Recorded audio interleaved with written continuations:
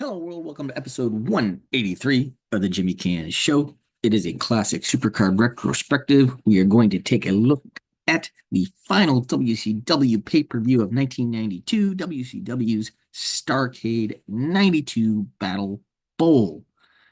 So let us get into it here. Obviously, WCW event.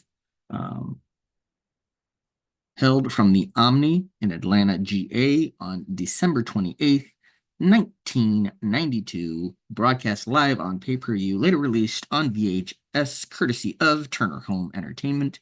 8,000 in attendance, action called by Jim Ross and Jesse the Body Ventura. 9 matches on this card to talk about, so let's get going here.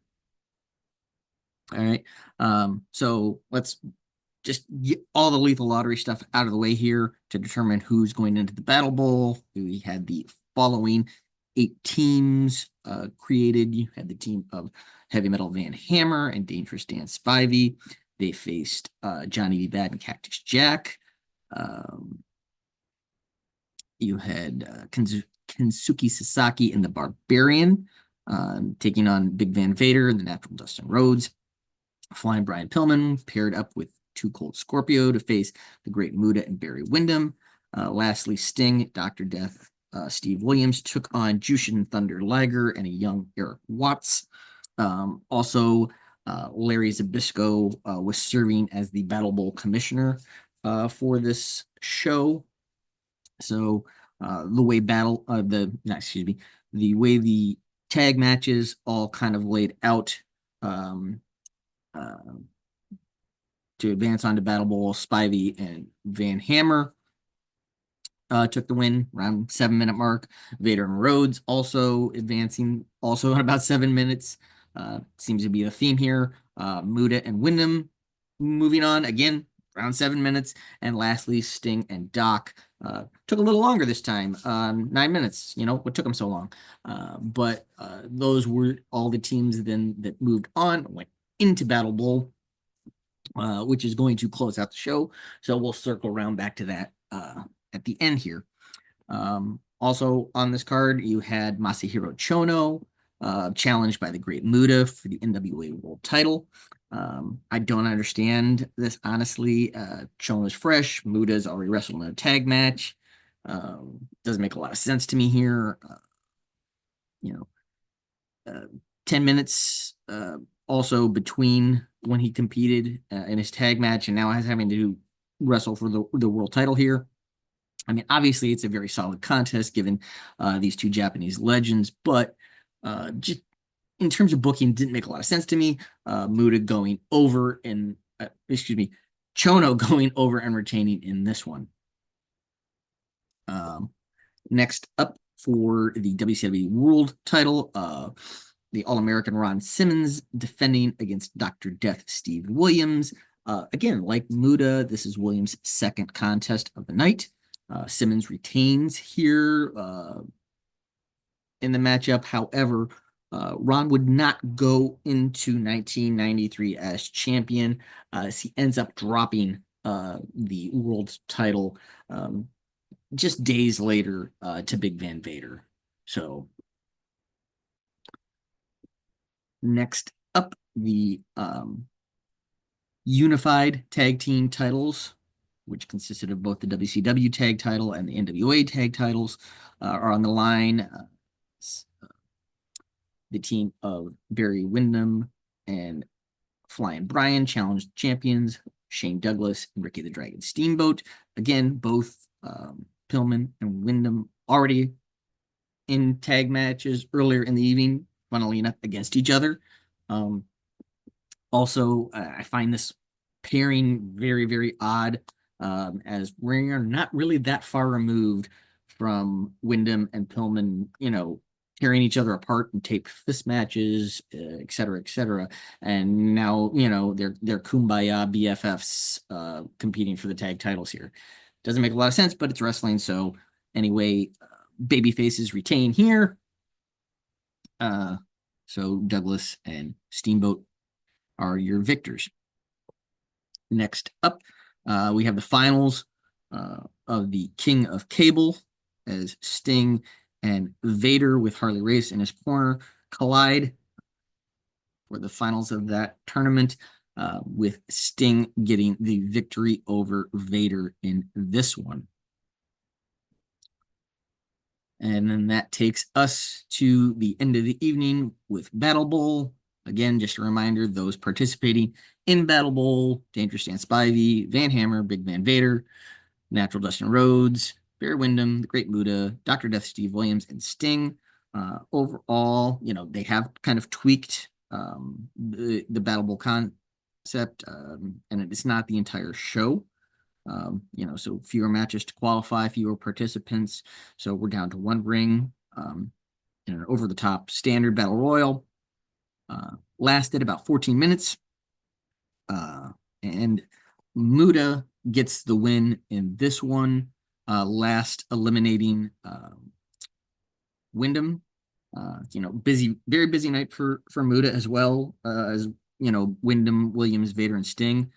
This is like the third go around. And then you also, with Sting and Vader actually having just finished their match, a 17-minute match, and then turning around and going right into this battle royal. It had to be a little taxing as well. So, like I said, it's been weird kind of booking decisions here.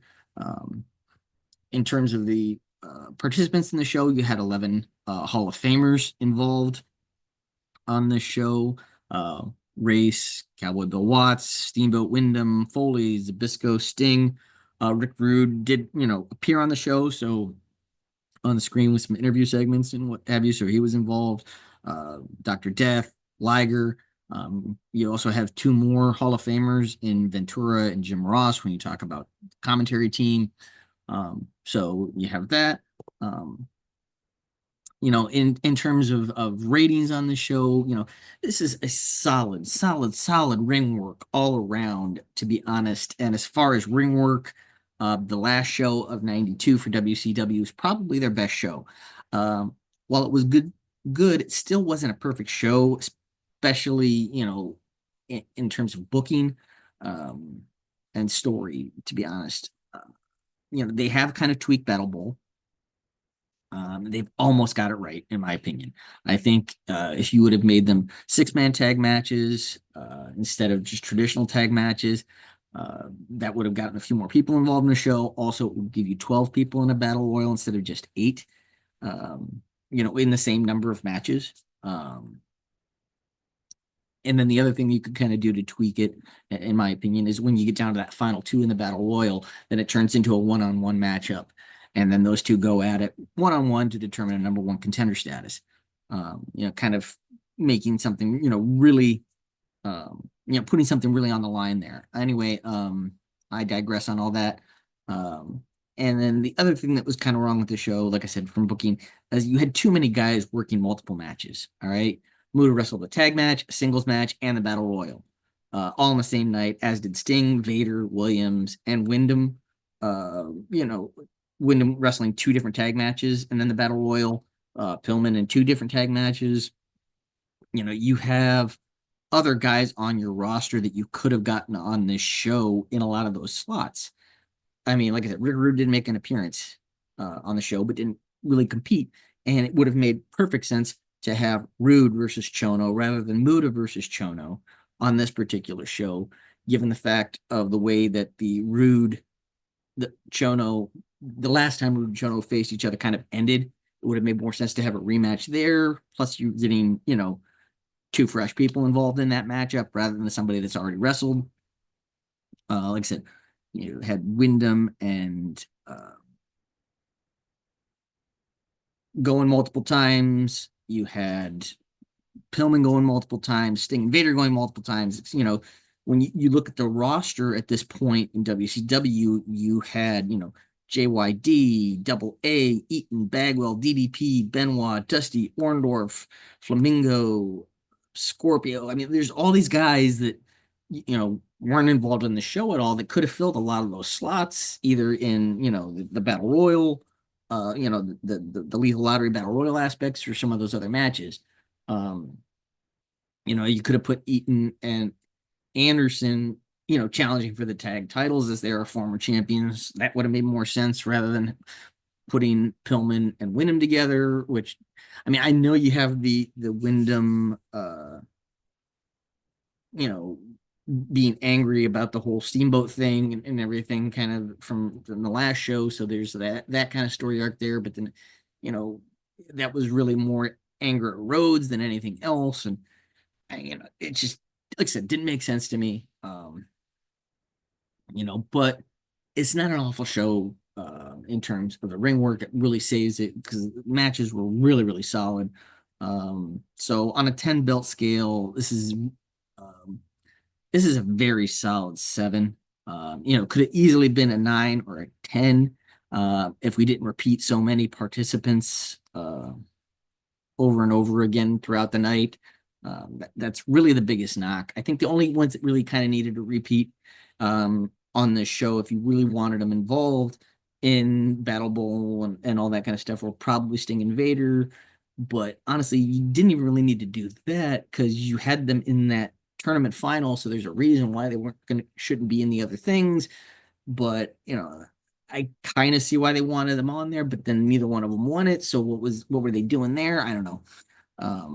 Anyway, that was uh, Clash. That is the final pay-per-view of 1992. Our next classic retrospective will be another WCW contest. We'll be discussing Clash of the Champions 22. So come back and see us for that one in the new year. Not going to do that until after the holiday season. Coming up though, on the channel, we will have deadline predictions later this week, as well as later this month. Rodney and I will put our heads together and discuss the college football playoffs and how we think that's all going to shake out once all 12 teams are announced for that one. And we know all the matchups. We'll look at the bracket. We'll talk about it.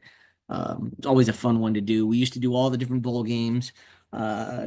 Made for a long show, but the interest in other bowl games, let's be honest, is kind of waning. So we'll focus on the CFP. So hope everyone had a great Thanksgiving. And we're chugging along through the holiday seasons now. So as always, give us a like, give us a share, give us a subscribe, wherever you are. Hope you're doing well.